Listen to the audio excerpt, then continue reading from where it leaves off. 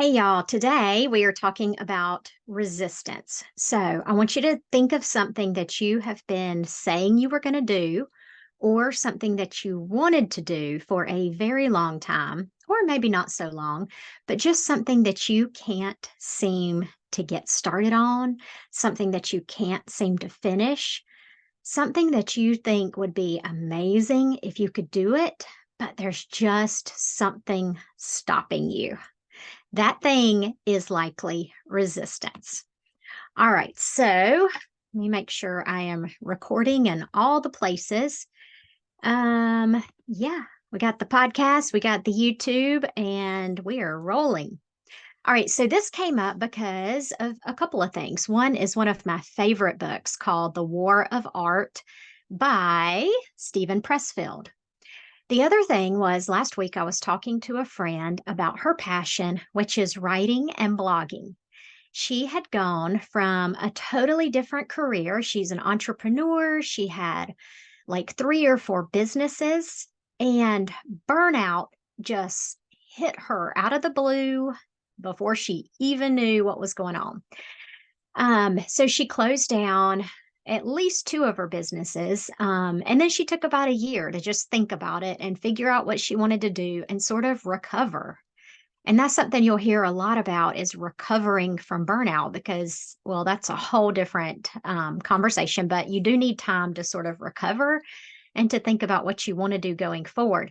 But this is what happened to her. And this is what I see happen to a lot of my clients. When they get to that point where they're pretty much recovered and they start dreaming and scheming. We talked about the three stages. And the first stage is you're in sort of a cocoon. You're like just barely keeping your head above water. The next phase is where you actually start dreaming and scheming and thinking, what if? And then a lot of people never make it to that third step where they start implementing. And it's because of fear. In her case, she's like, I didn't see burnout coming before. What if I don't see it coming again? What if I go all in with this new endeavor and then I get burned out again? And this is a legitimate fear. I felt this too when I went back to work after the pandemic.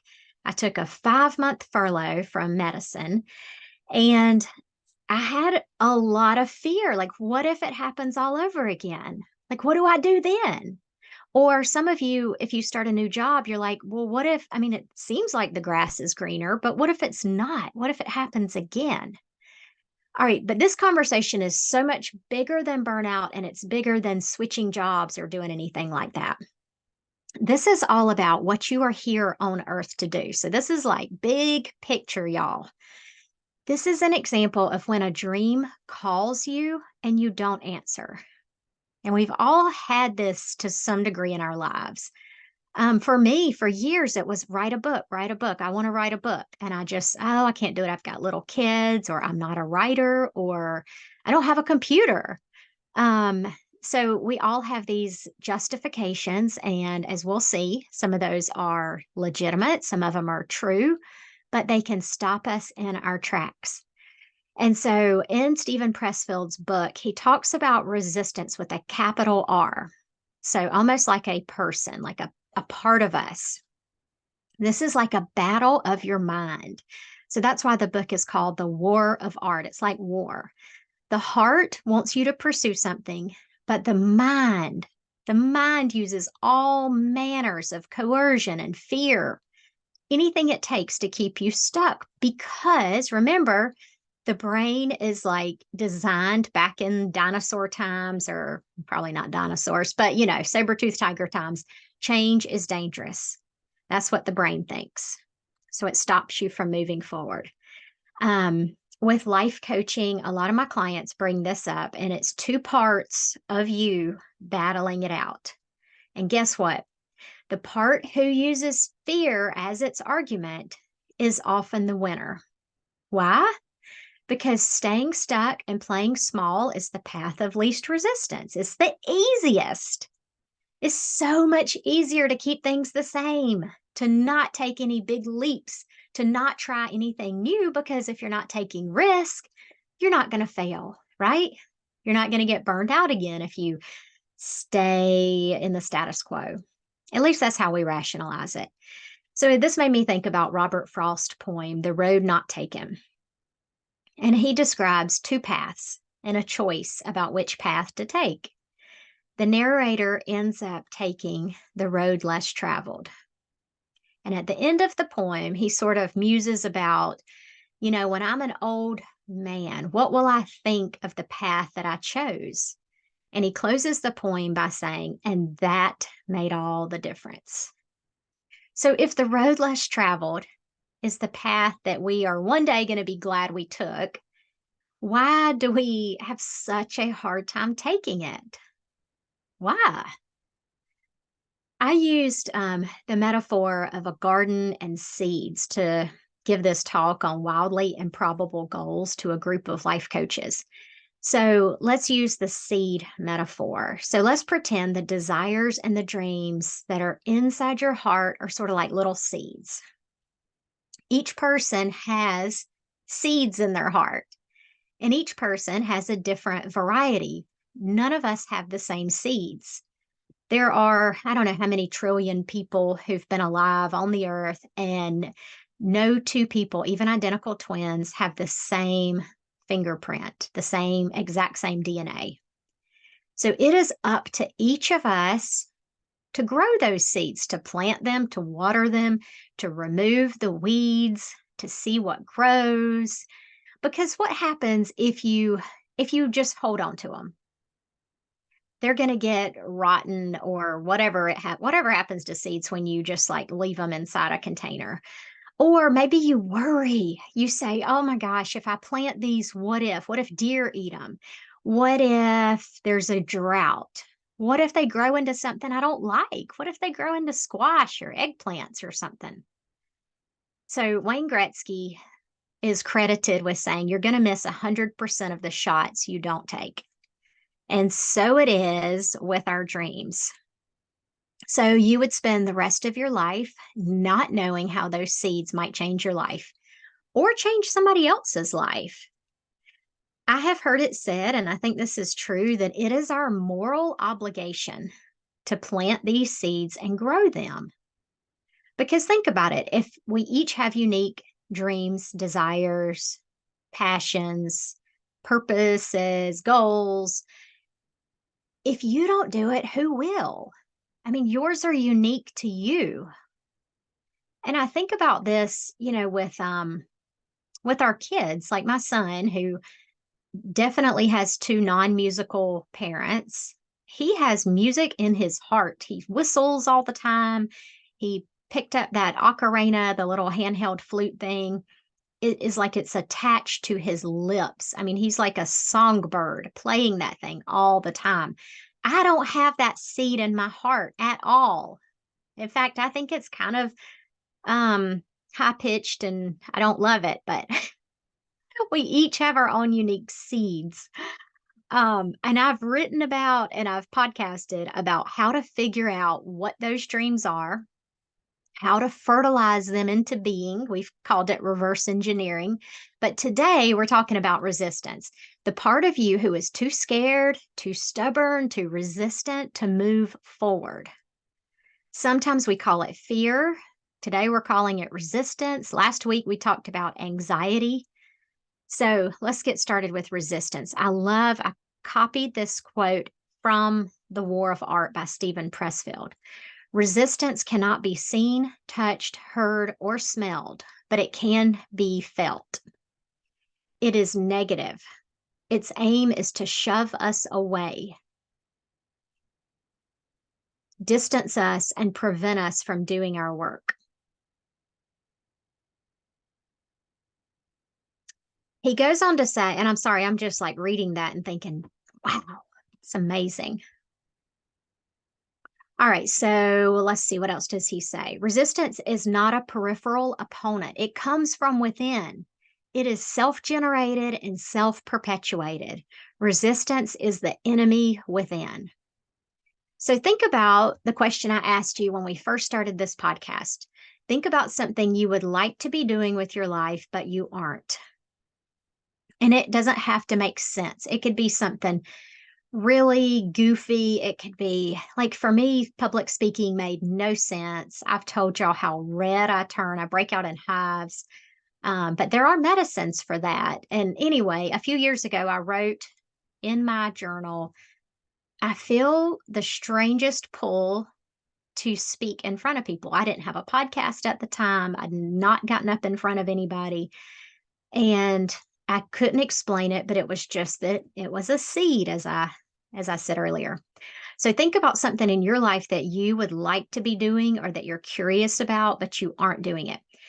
So Stephen Pressfield goes on to say, resistance is like a compass pointing us towards our true north. In fact, the more important a call or action is to our soul's evolution, the more resistance we will feel towards pursuing it.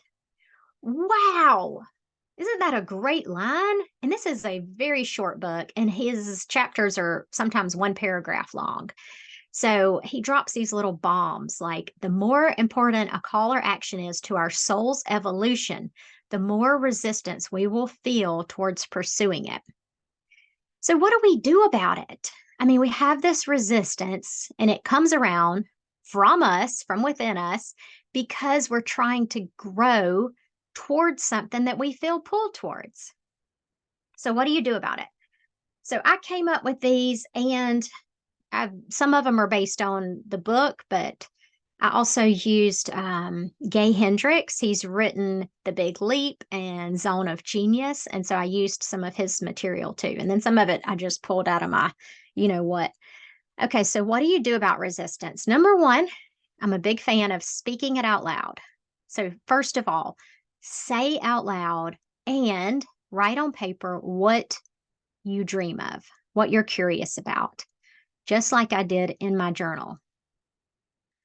Write out what's whispering your name and tailing you like a shadow. Give yourself permission to dream. A lot of us, maybe we were taught as kids like it's not safe to dream, or that's just a waste of your time, or you'll never do X, Y, and Z. But on your sheet of paper or in the privacy of your room, it is safe. You can write it down. In fact, be careful because it's almost guaranteed to come true if you write it on paper. Number two, write out what resistance looks like for you. So if it is resistance with a capital R, if you kind of personify it, like what does it look like? Why can't you do it? Why can't you do this thing that you feel compelled to do? Why shouldn't you do it? And for especially moms, this is going to be a big one. Why shouldn't you do it? Why might you fail? Like, write all the reasons. Like, I would probably fail because I'm not a good writer, or I would probably fail because I have a strong Southern accent and people won't be able to understand me. Or who would want me to get on a stage and what would I even talk about? I mean, these were the things that went through my head. Write out who might have something negative to say about it.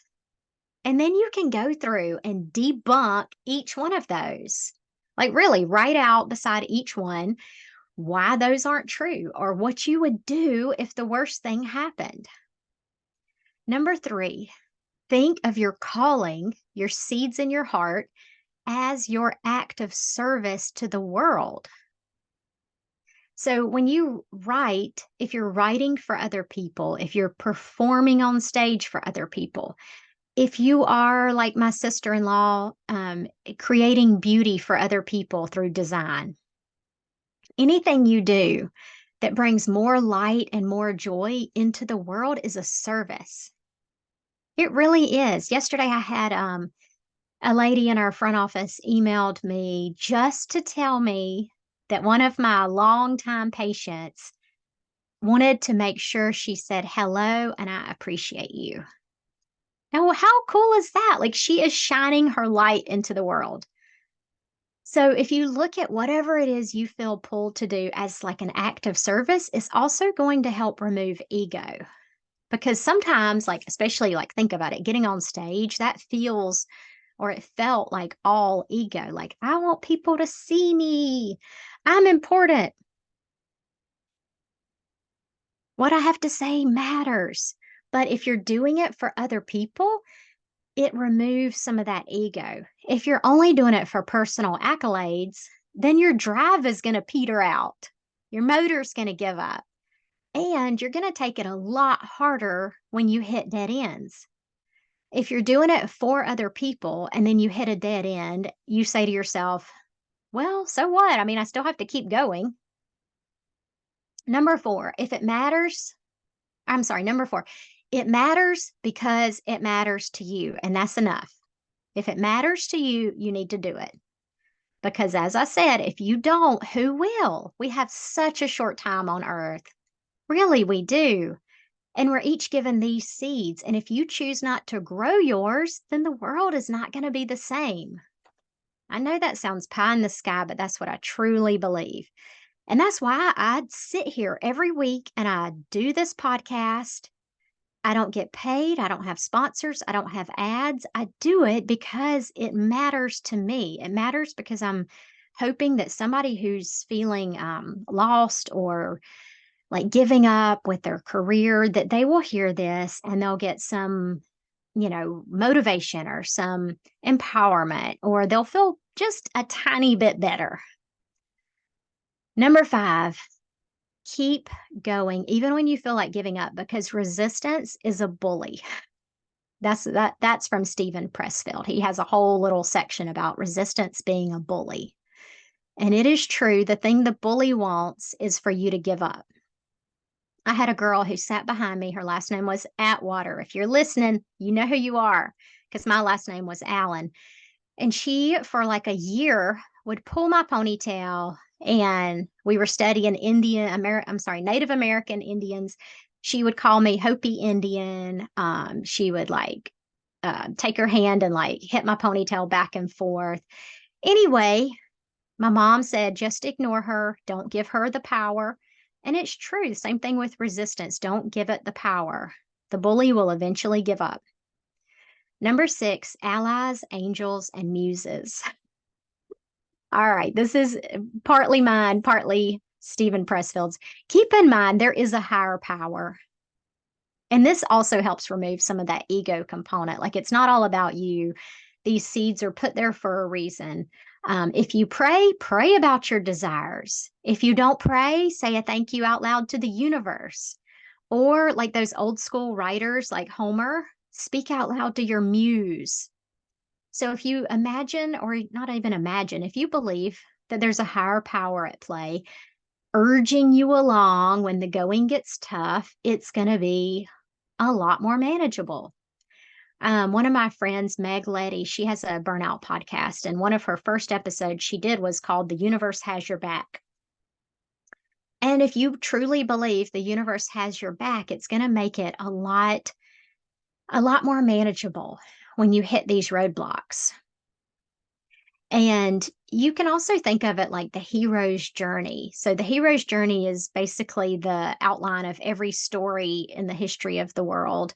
You receive a call, you resist the call, you finally take the call, you go on the journey, you overcome obstacles, you hit up against hardships, you learn a lesson, you come back a stronger version of yourself, and then you share that lesson with other people. And when you think about it, that's what I'm doing with this podcast and with writing. Number 7, simply start. Start with dipping a toe in the water. So thinking and making spreadsheets will not lead to clarity, but taking action will lead you to clarity. So just a tiny little step. If you think you might want to write a book, try writing a long email to somebody. Try writing an article or a blog post. Keep it private like I did for the first probably 9 months. I wrote every single day and didn't change the settings on the blog to public for probably 9 months. So by dipping a toe in the water, resistance will get nervous, but it won't start a war. So just a tiny little step. Number 8, once you do have a good idea of what your dream is, what your calling is, and the calling will change. That's also another podcast. But let's say right now you feel pulled to do whatever. I want you to tell people about it. Tell people you trust and who have your best interest in mind, but tell people about it. That's why I've told y'all I'm writing a book. It makes you accountable. And it also, I think, sends signals to the universe that you are 100% serious. And then I think the universe sends in help.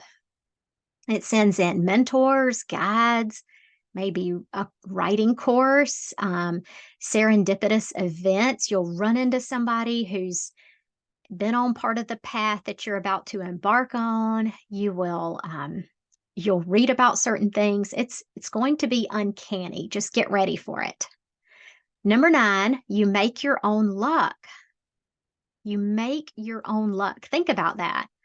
So if you make your own luck, this assumes that you have some control over your future. This also, it sort of goes with the assumption that everybody is rooting for you, that it's like the universe is rooting for you. There's not all this competition out there. Like, just because I'm writing a book on burnout does not mean that I need to be jealous of other people who are writing books on burnout. We each have our own unique spin on it. Nobody's trying to steal ideas. Um, it also makes you act as if. So if you make your own luck and you act as if, like as if it's going to come true, then you're going to make different choices than if you thought, well, it's just the luck of the draw. Or one of my kids is always saying, I have the worst luck. And I try to talk to her. I try to talk to her and say, you make your own luck. But anyway, let's say you want to win Tour de France. You have no idea why, but it's something you feel compelled to do. Maybe it's because Lance Armstrong wanted all the little kids who are cheering him on to know that it's possible. If you have the right mindset and the right training, minus steroids, you can do it, right? So that's like an act of service to others. You're motivating people. You believe you can do it. The world is rooting from you. And then something bad happens. So you get cancer, not just any cancer, cancer of the balls that need to sit on a bike seat for hours and hours. So did he say, well, I've got the crappiest luck there is. I guess this is the end of my cycling career. No. If you believe you make your own luck, you say, all right, well, I mean, I'm still meant to do this. And then you win the Tour de France with cancer because you believe that that dream was put into your heart for a reason and that dream is meant to come true. Or you will gain something else along the way and you'll pivot. So, not all dreams are going to come to fruition, but it's the journey that matters. That sounded like a poster. Sorry. Number 10, we're almost done, by the way, if you're kind of yawning at this point. Recognize excuses for what they are, even if they're the truth. This one's big because resistance will use the truth to hold us back. So, yes, my friend has been burned out in the past. Yes, she has a very busy life. Yes, it would be very stressful to embark on a new blah, blah, blah. Or, yes, your bank account does not support you going back to school right now. But this is all resistance. Resistance job is to keep you from going after your dream. So it exaggerates the truth. It kind of puts a magnifier on it. It hides the problem solving that you could use to get around whatever it is. It's kind of manipulative when you think about it like that. Um, so Tolstoy had 13 kids and 5 of them died early in childhood. Can you imagine? And even though the truth was he's a busy man, a grieving man, probably a stressed out man, he still let those seeds grow. He became one of the greatest authors of our time. So, the last one, think ahead and look down the path of your life. So just sort of play pretend, look ahead, see if you can imagine how it will all turn out if you give in to resistance. If you don't pursue whatever it is, if you just stay stuck, because that's the easy route, How would you feel a year from now? How would you feel on your deathbed? And this is where Gay Hendricks comes in. So the genius zone, he actually has concrete recommendations, which I like. He says, come up with practical, measurable signs that you're living up to your potential and beating resistance. So he says, like, pick markers that you would like to meet a year from now, and another set of markers that you'll meet by the time you're on your deathbed. And at the time, he didn't have a relationship. He wanted to have a wife or a spouse, but he didn't. And so I can't remember exactly what he said, but it was something like, by my deathbed, I will have a loving and supportive, trusting relationship with my wife. Um, and he recommends making it very specific. So, like he uses examples like I will have a full coaching um, what's it called? Coaching business with a waiting list for 3 months. I will have finished my book and it will have brought in $25,000 by this time next year. I will have an audience of 500 um, by this time next year, whatever it is. I just made those up. But you got to make it sort of like measurable. So you're not just like, I have an amazing marriage. And we did this in our marriage retreat where we wrote out sort of a mission statement, but it was a lot like this. Like, we wanted specific things like we wanted to laugh together. We wanted to have weekly dates. We wanted to have daily check ins. So, anyway, this just gives you a lot to think about. And I encourage you to like write some of this stuff down, go through the list, because I think I've given you some really good things to think about. And if you're like, I can't do this on my own, I need a coach, I'm your girl. Maybe we'll talk. I'm not going to take you if we're not a good fit. I can promise you that. I've been there and done that. But anyway, we are going to end today by saying, don't let resistance run your life. It is your choice. I'll see y'all next week.